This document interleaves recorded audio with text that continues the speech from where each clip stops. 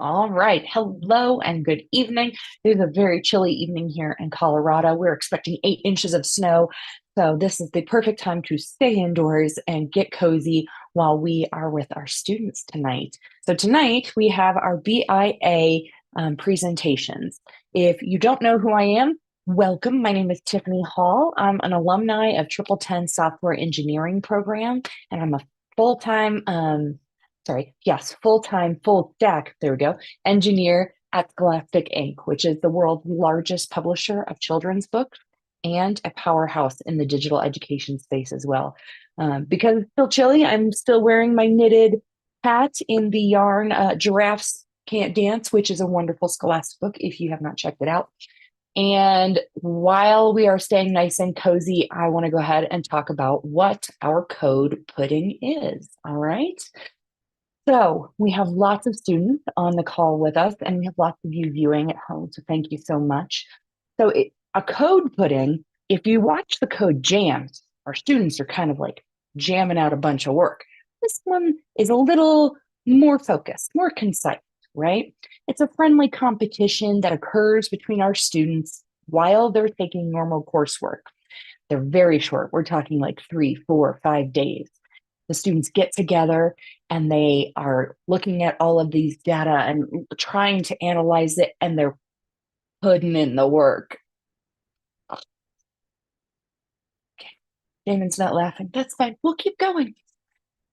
Much better. Thank you, Damon. Yeah, there you are.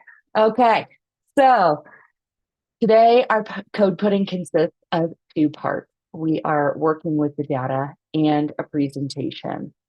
And so our teams were divided into our students were divided into different teams. Not enough coffee this evening. That's the problem right there. Our students were divided into teams, and they have been working collaboratively on the visual essays of all of this data that we have given them. So we gave them just raw data sets, and they have gone through and worked magic, which we're going to see in a little bit. They had 5 days. So in the world of code jams and code puddings, a lot of time. Today, we're going to have them show all of their projects, and then our judges are going to spend next week reviewing them. The judges are going to evaluate both the data set analysis as well as the presentation, okay? The results will be presented on Discord November 15th and on our socials on November 15th. All of our students that are enrolled with us can vote in Discord on the polls that we will put in your chats. And then if you're not a student of ours just yet, you can check out all of our social media so that you can make sure to vote for your favorite, because not does just the first place winner get something exciting, probably like a new cat toy. The audience also gets to vote on their favorite. And so I know I personally have called in a few viewers. Hi, Felicia. And I am sure that they will vote on the one that has the most exciting presentation or the prettiest colors. So we will go ahead and start. Let's introduce our teams. All right. The first team we have tonight is the data designers. That team consists of Stacy Jean-Philippe, Bashan Gum, and Erica Dustel. All right. Hey everyone. I'm Stacy and my teammate Erica is with me tonight as well. Thank goodness for that. Hi, But everybody. we're missing our third teammate, Bashan. But don't worry, Bashan already recorded her parts. So what I'm gonna do is play the video clip. And we're kind of gonna do like a tag team thing throughout. It'll be interesting. All right, so let me share my sound and go ahead and hit play.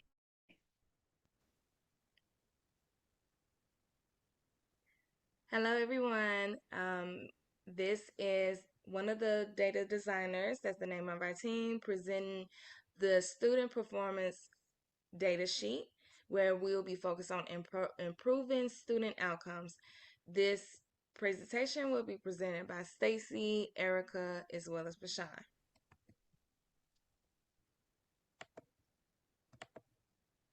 Right. For a table of contents, we'll be going over the introduction, the data, the student performance, areas of improvement, recommendations, and questions will be last, if any. All right, for our introduction, as again, our team name is the Data Designers, and here goes the lovely three ladies, Stacy, Erica, and Bashan.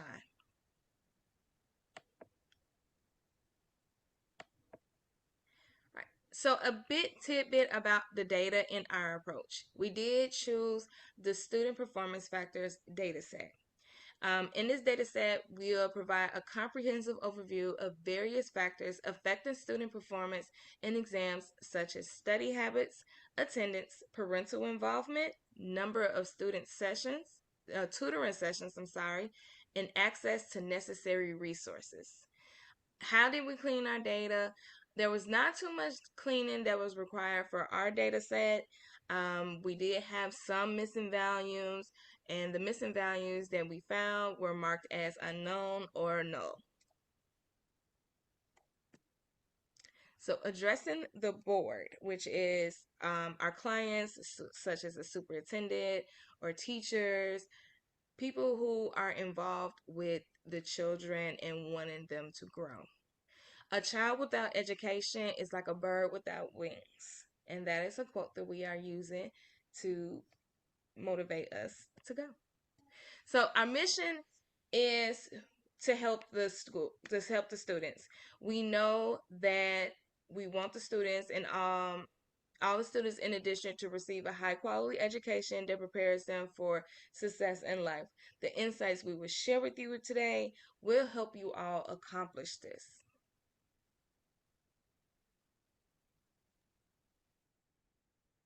Okay, great. Okay, so now we're going to pass it over to Erica, and Erica will talk about the student performance. Erica, are you ready to Awesome. take it away? Absolutely.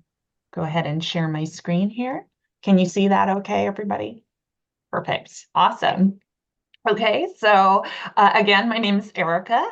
Good to be here. And we've entered the part of our presentation focusing on student performance and the findings we got from our data in those areas.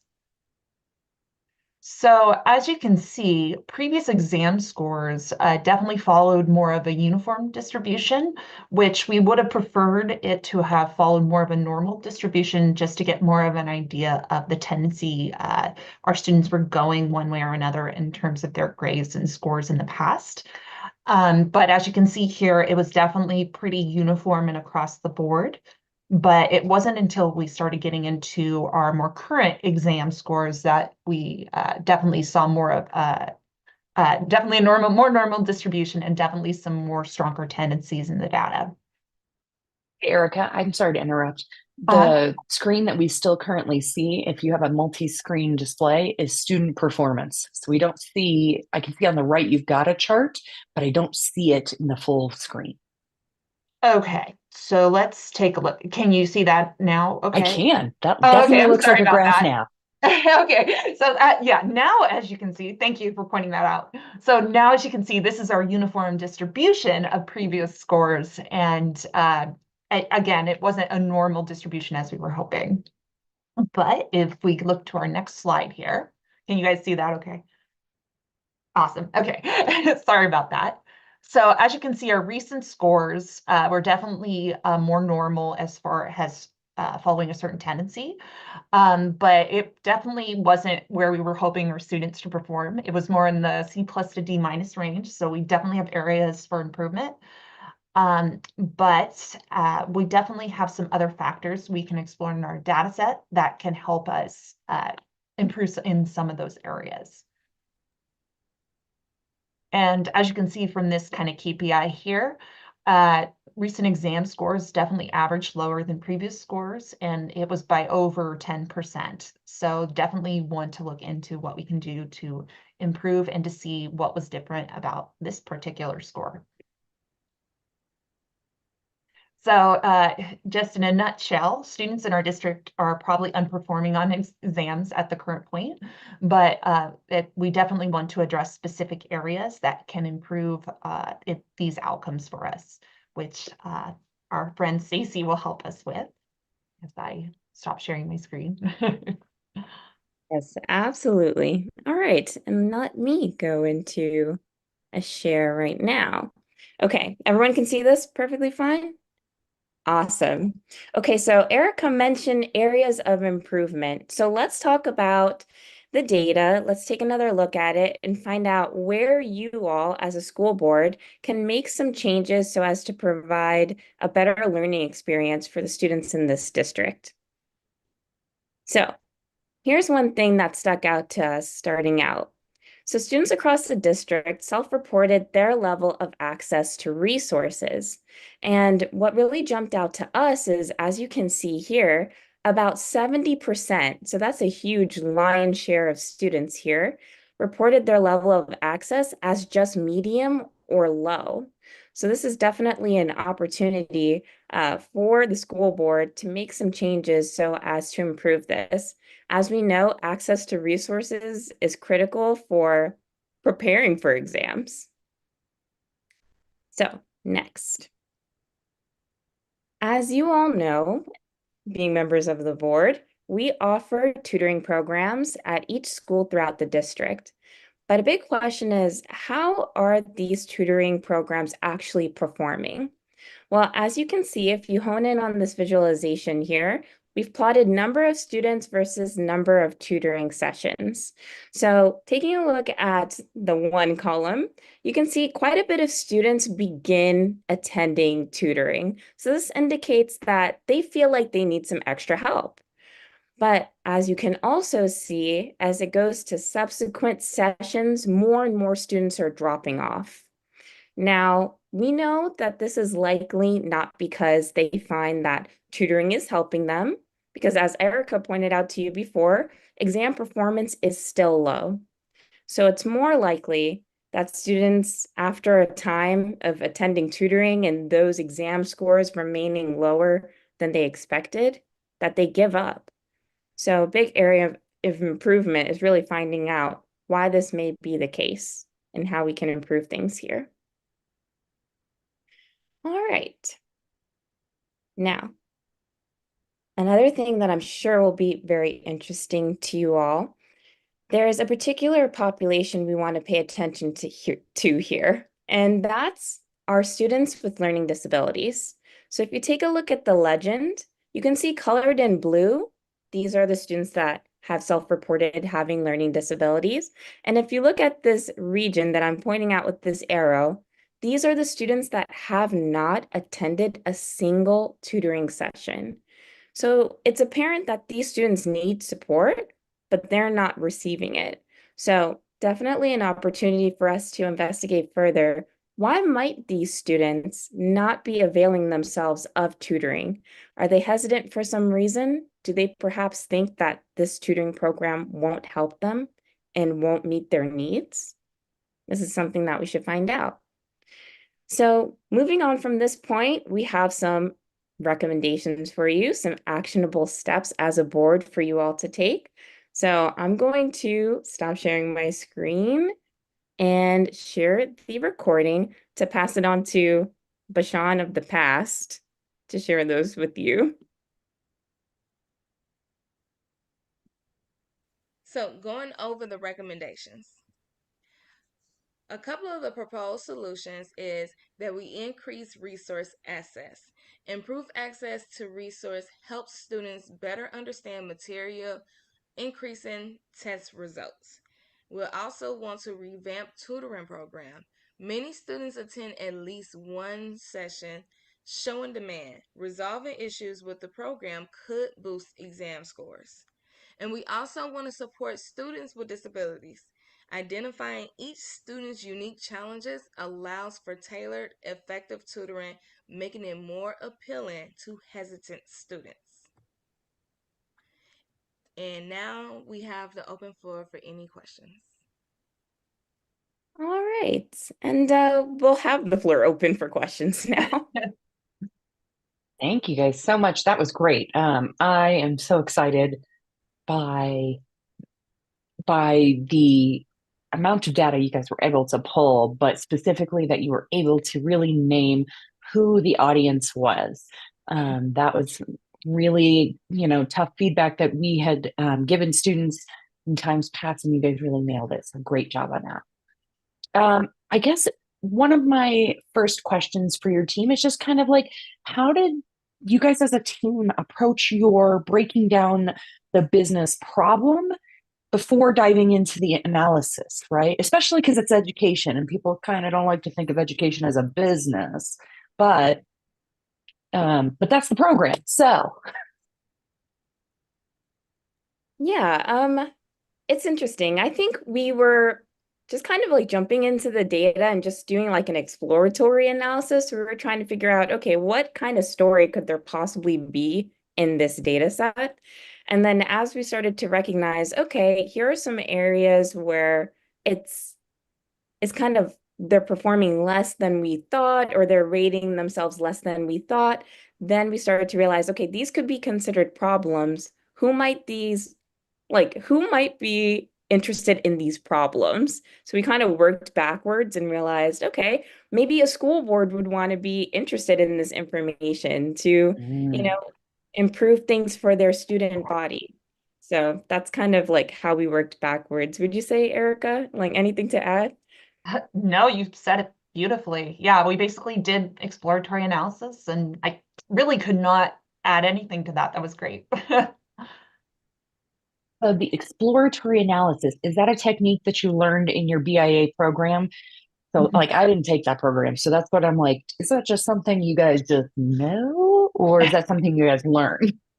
Yeah, so it's more based on the individual data set that we're working with, but it's a technique that you do to kind of identify, some summary statistics about the data set, some things about what makes the data set unique, and just really get to know what the data and the fields are.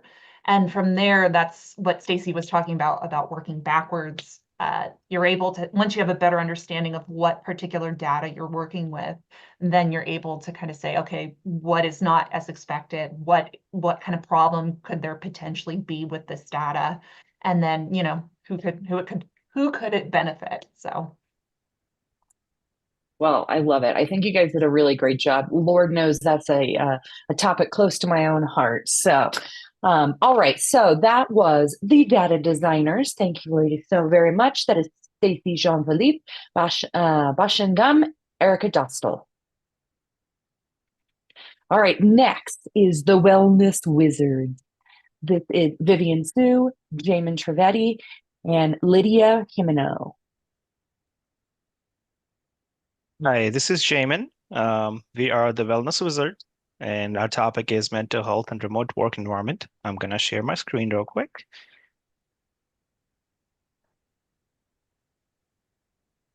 Please let me know if you see my screen. All right, and Vivian's going to take over this part of the presentation. Hi everyone, I'm Vivian and I'm here with my awesome teammates Lydia and Jamin. We're Team Wellness Wizards, and so today we'll be talking about mental health in remote work environments, which is becoming an even bigger focus as workplaces evolve. Okay. So to give a bit of background, now that we're in a post-pandemic world, a lot of companies are pushing employees back to the office, but many people still want to work remotely, and for very good reasons, things like better work-life balance, saving time on commuting, and lower transportation costs. So this tension between what employers want and what employees want can create challenges. So, however, like lower job satisfaction, higher turnover, and difficulty in attracting top talent. So for our analysis, we wanted to see if there's a strong connection between mental health and work location, and also finding areas where companies can make improvements. Now let's take a look at the data set we worked with. So we use survey data from 5,000 employees across various companies worldwide. Our main hypothesis was that since most job seekers in the market are seeking to work remotely, remote workers would have better mental health conditions compared to on-site or hybrid workers. So we also grouped employees by experience. 1 to 3 years as junior, 4 to 7 as mid-level, and over 7 years as senior. And doing so should give us a better look at how experience might play a role in mental health too. So first up, we looked at how employees in different work locations feel about remote work. Across all industries, what stood out is that most remote workers were either neutral or unsatisfied, while on-site workers actually seem to have a more positive view of remote work, even though they aren't working remotely themselves. So the differences here are small though, so it's really up to companies to decide if these differences are worth paying attention to. And next, we looked at stress levels, with stress rated from 1 being low to 3 being high. And we found that satisfaction with remote work doesn't seem to make a big difference in stress. Most employees across all groups are at a medium stress level on average, no matter their work setup. Then we looked at, next slide. Then we looked at productivity across work locations. Here again, we saw pretty similar numbers across the board. There's a slight dip in productivity shown in red for those working hybrid or remotely, but it's also a minor difference.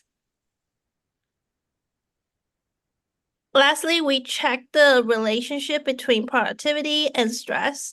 Interestingly, it looks like higher stress is tied to slightly higher productivity, while lower stress is linked to a slight drop in productivity. But again, these differences are pretty small, and they are all hovering around medium stress levels. So at this point, you might wonder, since everything looks so similar, is that all there is to the story, or are there other factors influencing the relationship between mental health and remote working? For that part, to dive deeper, I'm going to hand it over to my teammate Lydia. Hello, everyone. So I'm going to start taking a deeper look into the correlation between sleep quality, exercise, and stress. So what I found out on this scatter plot was that there was a correlation between higher levels of stress and an average sleep quality for more than 1,600 employees, while participants with lower stress levels reported just above average of sleep quality. So as you can see, it's a very, very minimal difference. So meaning that stress levels don't seem to dictate a huge change in sleep quality. Also, for these set of employees, all seem to have like a weekly workout routine. So if we go to the next slide. Here I looked at the physical activity only related with the mental health conditions, and overall employees with anxiety and burnout tend to exercise more frequently. But if we look at gender-specific data, and if we only looked at remote environments, we see that female employees who experience burnout are active on a daily basis, while men with this condition are the least active overall. In the case of non-binary employees, we can see a mix of habits when exercise routines. This suggests that physical activity is probably a way to release some kind of stress and improve mental health states. But looking at the data more closely, we found out that seniority actually plays a bigger impact on exercise patterns and stress. If you can turn back a little bit on the other slide. Yeah, and just if we only looked at junior positions in remote environments,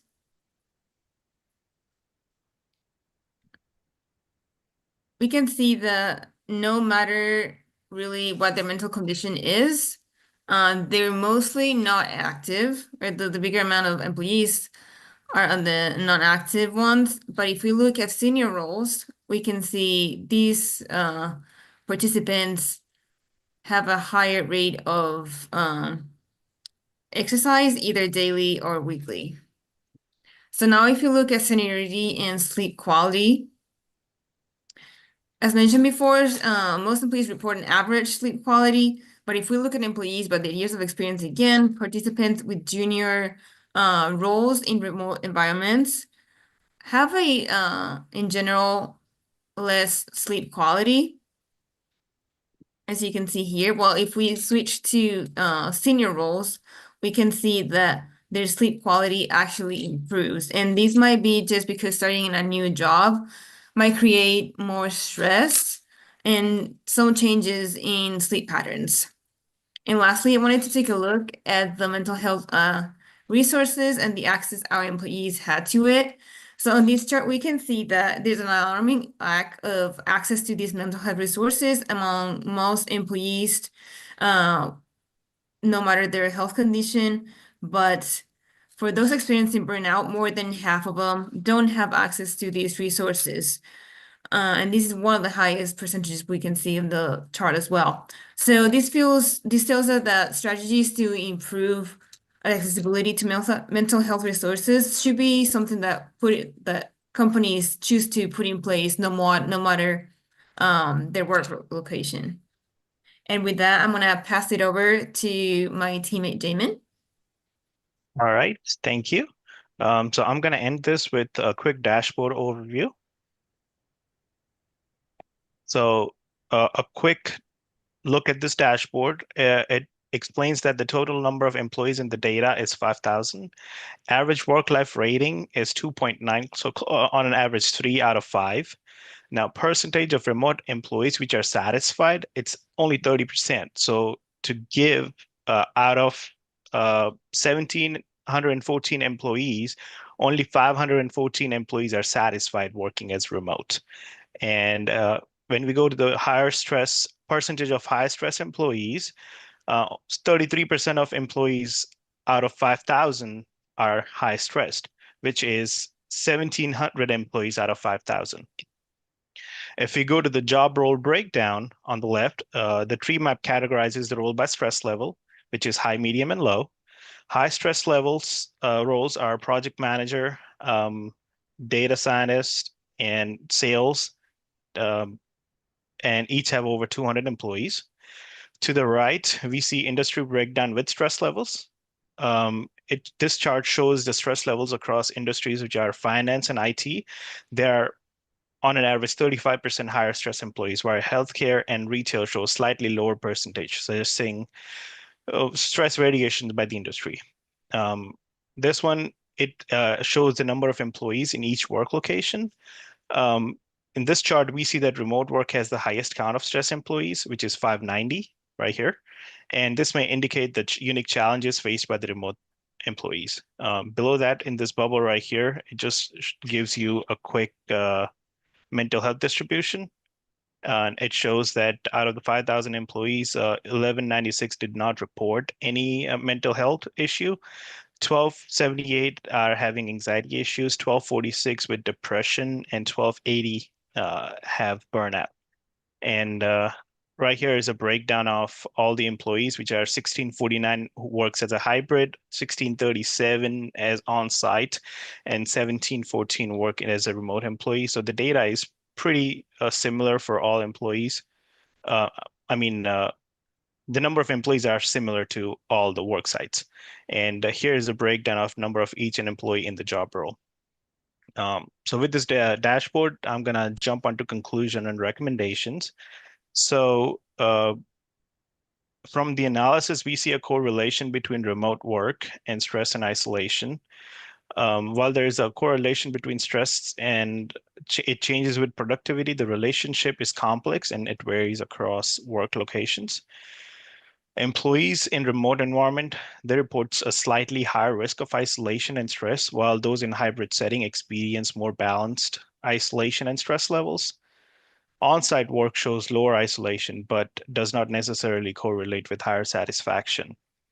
For decisions regarding remote, on-site, or hybrid arrangements, to our audience, which would be the CEOs of the company, relying solely on mental health metrics may be insufficient. Directly surveying employees on their work performance and mental health needs, particularly those in higher stress roles like finance, healthcare, and IT, it can provide essential insights to their unique challenges and preference. So our few recommendations to support mental health and reduce isolation in work environments. First would be expand access to mental health service by offering reduced cost resource and develop mental health support, which are program tailored to high stress industries, such as finance, healthcare, and IT, and to address specific challenges. Host regular virtual team building activities, bonding exercises, mental health workshops, focusing on mindfulness and stress management, establishing peer support groups, implementing flexible scheduling, encouraging time off utilization, and introduce mental health to promote work-life balance, and support physical health through gym membership or fitness vouchers, as a physical activity can reduce the stress. This concludes our mental health and remote work environment, and we'll post this link for the dashboard if anybody wants to mess around with the dashboard, or just there is multiple filters on here which can change how the chart looks. Oops. Right. What did I change right here? So we'll be happy to post this link so anybody can, whoever has more questions, we can just mess around with the dashboard and see how it changes the value. Thank you. Fantastic. That is really great. I think my biggest takeaway is that tomorrow, being that it's Friday, I will be mindfully filling out my timesheet. Mindful timesheet. All right. Some questions for the team. You guys did an awesome job displaying your presentation within Tableau, and that is super cool. I've used Tableau quite a few times for different data projects, but did you guys have any familiarity with Tableau coming into the TripleTen project, or sorry, program? Not at For all. me, not at all. I'm complete And- fresher. I work in the hospitality industry. This was completely new. All we have done with this project together, it's what we've learned through this past few months with TripleTen. Wow, that's pretty impressive then. Just because the amount of dashboards and filters and things, it looks like you'd want it, right? Like it looks very professionally put together and very well presented. So kudos on that. Another question though is, since we're talking about different skills you've learned in the project, maybe do you guys have, either any of you, but to the wellness wizard specifically, have a specific strategy or skill from the training that you've had so far that you were really looking forward to kind of put into action? So I feel like especially the Tableau, I believe it was the second sprint that goes into it, and the previous projects we did on it helped a lot to better understand how to use Tableau, not just to create these visualizations, but do initial exploratory exploration of the data, and even do some cleaning of the data that you don't need to do on Excel. You can just do directly on Tableau, and that helps a lot. And then, yeah, the creation of these stories was something really great we learned. For me, it was during my past actually code putting.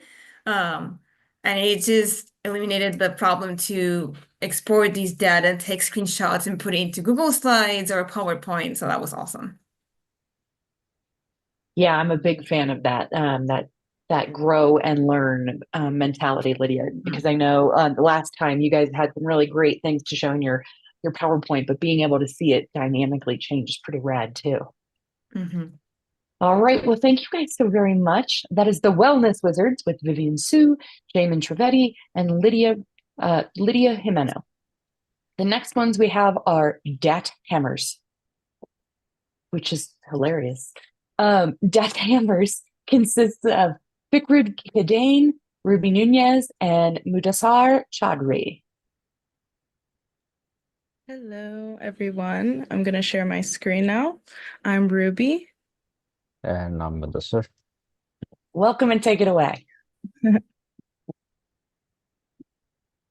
Are you guys able to see my screen? Okay. Let me. Okay. So today, we're going to talk about student performance. We decided to try and understand what combination of factors contributes to the best and worst student performance.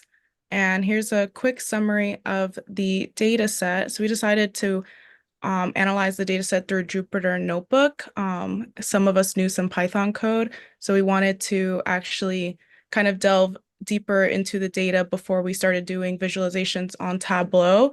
And one of the cells that we had was able to go through each of the columns and figure out kind of a quick summary of what the data said and what kind of categories we're working with. And over here, we had 20 different variables, some kind of explaining various factors that impact student performance. And as you can see here, everything from parental involvement to teacher quality. So this data set we chose because it had a large range of factors that can impact student performance. So our biggest thing was exam score. So which of these factors have an impact on exam score? And we wanted to also check to see whether there's any null values.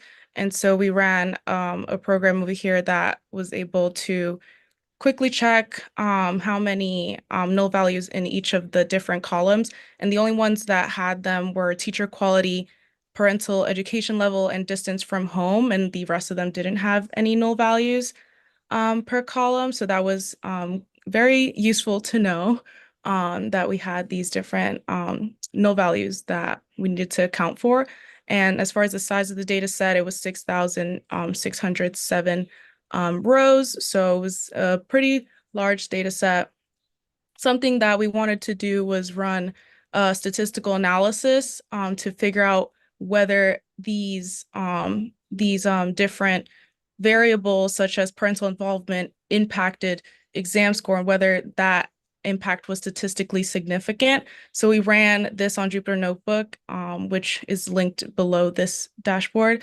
And we were able to figure out which of these factors actually impacted exam score. So as you can see here, parental involvement, access to resources, extracurricular activities, motivation level, internet access, family income, peer influence, and learning disabilities. So these were actually like based off this data set were impacting the exam score. But the thing is, an ANOVA test, it doesn't actually show whether it's a positive or negative or which group does what, which is why we wanted to go more in depth with Tableau and seeing these actual impacts through visualizations. And another thing we decided to do was figuring out the correlation between these different numerical variables.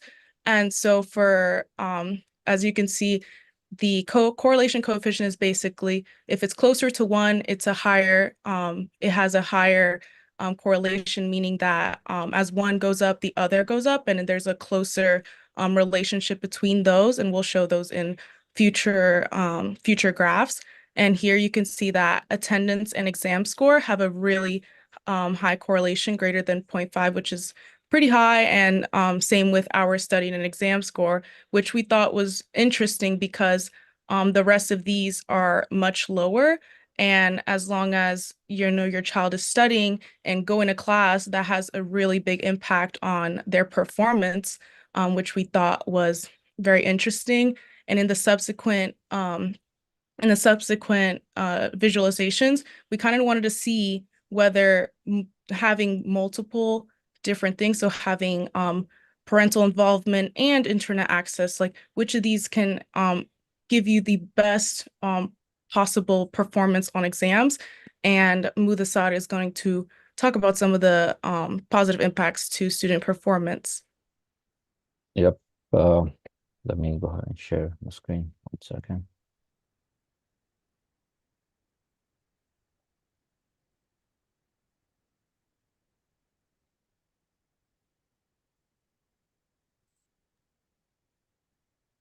Okay. There's a little so- bit of a hiccup. Go ahead and try and share your screen again, buddy. Okay.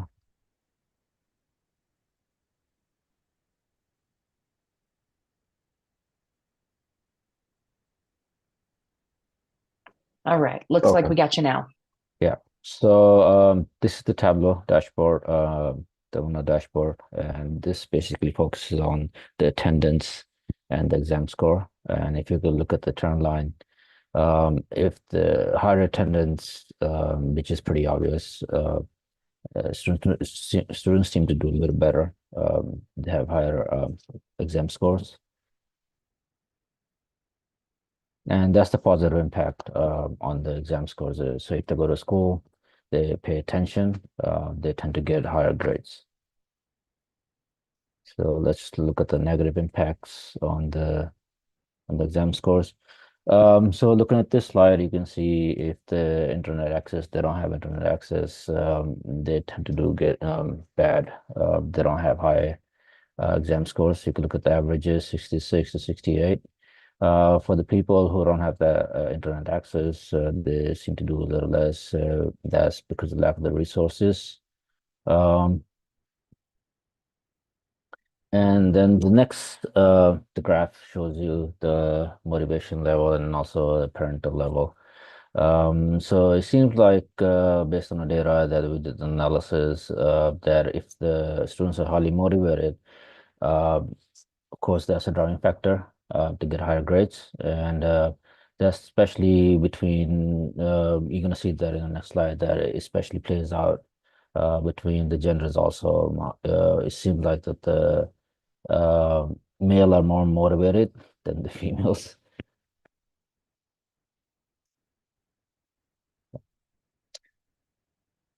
So this is the slide that shows you the difference. So here on the left side, you can select the measures that you want to look at against the exam scores. So you have our study, we have tutoring sessions, you have sleeping hours, you have physical activities and how they impact the grade level of grades of students. So let's just look at the attendance one more time. Okay. So if you look at this, you're gonna see that the higher the attendance, the higher the grades, and you can look at the trend lines here and see the score, exam score, and attendance is high, 72. And also you can see how the internet access does that play uh, within this. So here, so if they have internet access, they have access to resources, they can Google search, look at the topics and find some more information about it, and then they tend to grasp the concept that they learned in school and do better. And now just look at the females and gender and the motivation level.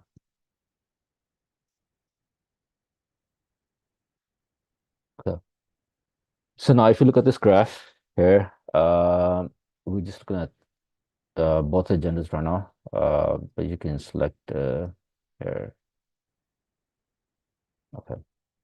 So if you look at this graph, it seems like that the male, they have high motivation, and you can see 67.85%, which is slightly higher than females. So male, they seem to do a little better when it comes to being motivated, getting high grades, and I don't know what that, it could be social economics factor that they're the breadwinner and they just I don't know what the situation is, but it seems like they're more motivated than the females. And let's just look at this tutoring sessions. Um, with the tutoring session, we saw that male tend to use more tutoring sessions than females. And as you can see from the last graph that I presented, that male tend to be doing a little better than females. So basically, in a nutshell, if they have access to resources like the tutoring session, internet access, or any other resources that they can utilize to get higher grades, it gives them better edge to do better in school. And unfortunately for females, it should play out the same. But for some reason, male tend to do a little better.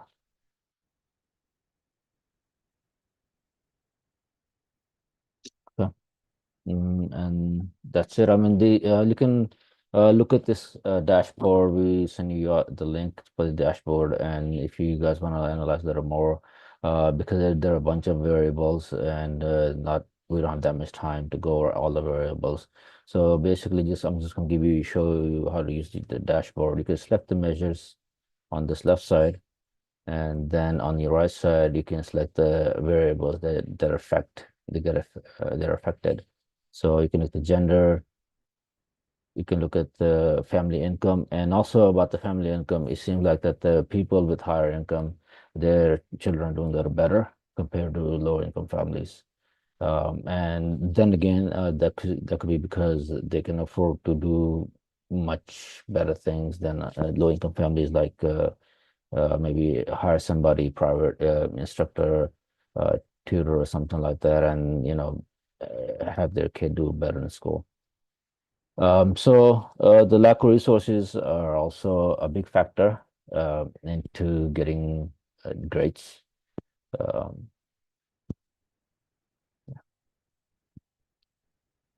and that's it from my end. Fantastic.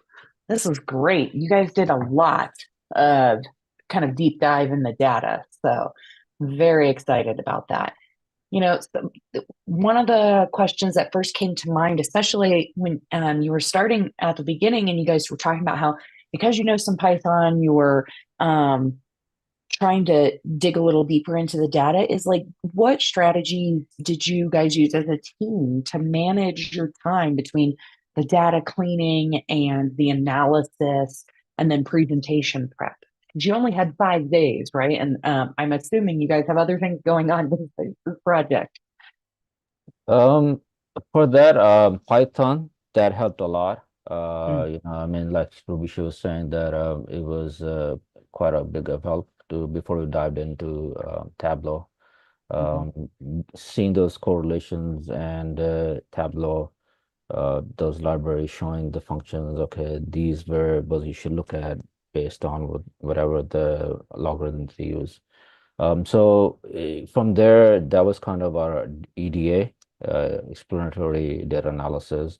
That kind of gave us a hint of saying, okay, you should focus on these variables. They might give you some insight into data, and overall the whole picture and the story. Yeah, that's great. I think that was a really amazing toolbox to have in your toolkit Yes, for it is. sure. For data analyst people, yeah, it's a good tool. Yeah. So then The let's only talk about, problem is if it's a big data set, then yeah, there's an issue. I mean, because this was just the only CSV file, so it was able pretty fast to upload the data in it. And when you connect into, let's say, unstructured data or something that's pretty big, that's when it gets a little bit more hectic. And this tool, Python, helps in it because I mean it does everything in the back end, and it throws out at you with the things that you're supposed to be looking at. very cool. Okay. Well, I just learned Python this summer. So I'm feeling, I'm in a learning stage myself. well, I'll be It's a good ready for tool this to know. program. And All this right, is quick question about the team decisions. Like, what went into the decision to use the different visualization types that you guys use? You guys had some boxes with different shapes of rectangles, and there was a very effervescent, bubbly presentation graph. Like, what goes into the conversation there with all of you? Yeah, it was mostly just kind of since we kind of knew already what was like statistically significant and what would show somewhat of an impact, using only those variables was very helpful in creating those visualizations because obviously like it would show something. But yeah, really us just messing around with different visualizations, putting certain measures together, creating those parameters that shows, okay, like we have all these different variables, let's just change them, put them to different colors, see what happens. And that's kind of like our way of figuring out which ones we like the most. And color makes everything look cooler anyways. So it was definitely before we actually didn't have much color. We only had the scatter plots and that's it. But after we wanted something else to kind of showcase, okay, like how can we create these different categorical variables to show differences in exam scores? And that was our biggest like hurdle, like combining the numerical with the categorical while also being able to switch all these different variables. That was the hardest part, which we did yesterday and today. But yeah, and so the data exploration helped a lot, but it definitely took a big chunk of the time. But I think it did help in terms of kind of narrowing down what we wanted to do for our Tableau visualizations. Yeah, because the end goal, right, is just to get your points across as cleanly as possible to people who are like me and only just learned all the Python and data things. All right. Thank you very much. That is Dat Hammers, and that is Fikru Kidane, Ruby Nunez, and Mudassar Chaudhry. Thank you very much. We are at our last presentation for the evening. So our last presentation is pre-recorded. So I'm going to go ahead and do the fun thing where I share the screen and we all remember what it's like to teach remotely. All right, Magical Unicorn will show us the presentation. Here we go.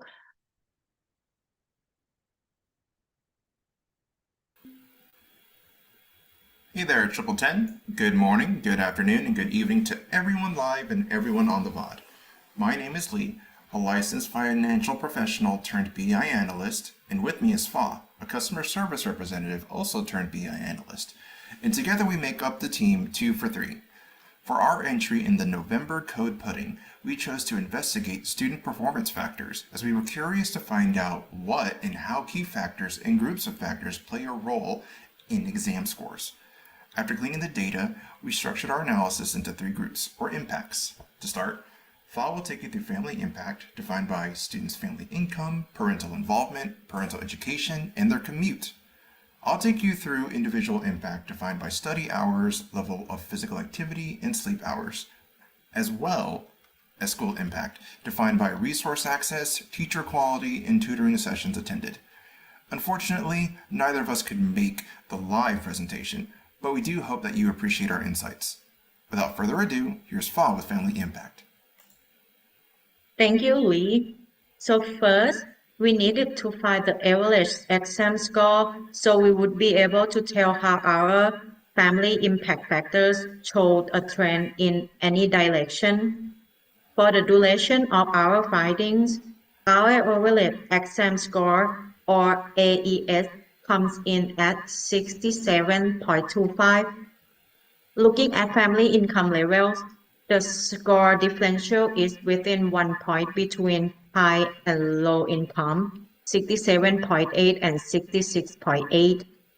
Parental involvement levels show a slightly higher differential of 1.73 points between high and low involvement, 66.11 and 66.38. Parental education level has a differential of 1 point between parents with high school diplomas versus postgraduate degrees. Commute distance also has a 1 point differential with students living near the campus, averaging 67.5 versus students living farther with 66.5. Ultimately, the factors that define family impact can make up to half a point difference in either direction in regards to their average score. Your turn, Lee. Thanks, Fa. So before we continue looking into individual and school impact, I'll remind y'all that our AES is at 67.25. So let's look at individual impact. Here we looked at how study hours, level of physical activity, and sleep hours played a role in raising or lowering our exam scores. For study hours, we see a positive correlation between the amount of hours studied and our exam scores. A student that studies for 3 hours earns an exam score of 61.3, while a student that studied for more than 35 hours scored a 71.8. How many hours does it take to reach our AES? Well, just under 21 hours. What about physical activity? Our students with the highest exam score had at least 6 hours of physical activity during the week, while a few students overachieved the AES with 0 hours of physical activity. Students generally needed 4 hours to reach the AES.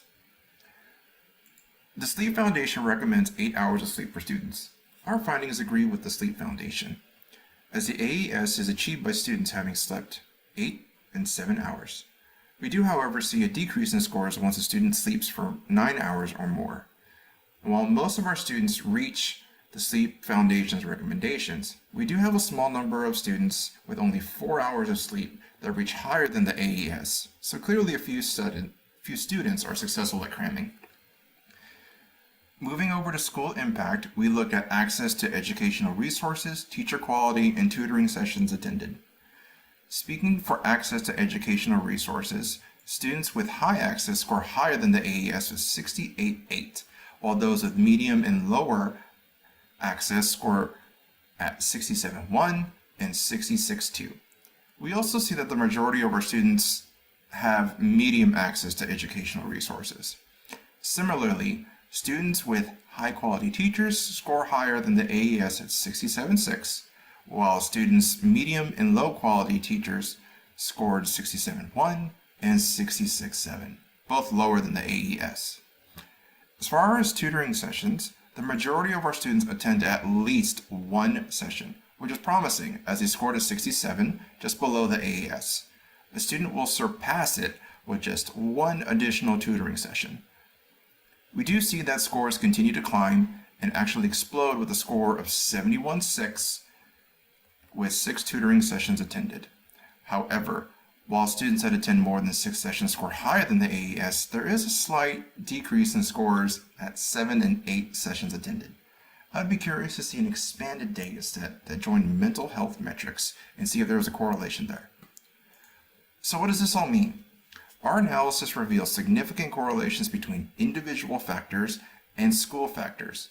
To optimize student performance and promote equity in education, we recommend enhancing student well-being by providing or increasing guidance on effective study habits, sufficient physical activity, and adequate sleep. Leverage tutoring, so encourage tutoring sessions to improve attendance and consequently exam scores. Provide equitable resource allocation.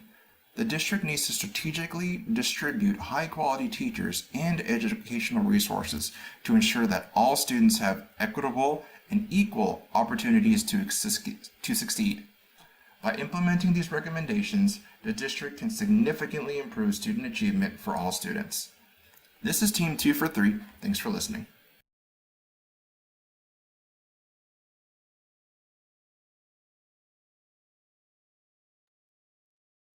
All right. That was so exciting. I get really excited every time we start talking about all of the student data stuff because it makes me want to record just that session so I can show my favorite students, my 2 sons. Aha. See, tutoring works, kids. Sort of. I mean, it works to a point, but all the same, sleep and tutoring. Okay. So that was 2 for 3 with Pichayapa Martin and Lee Redfern. And they're not able to be here tonight, unfortunately, to be able to present. But thank you so very much for getting your presentation in ahead of time so we could make sure to share it with the world. Tiffany, I don't mean to Okay. interrupt, but I am lurking. I'm just also at soccer practice for my kids.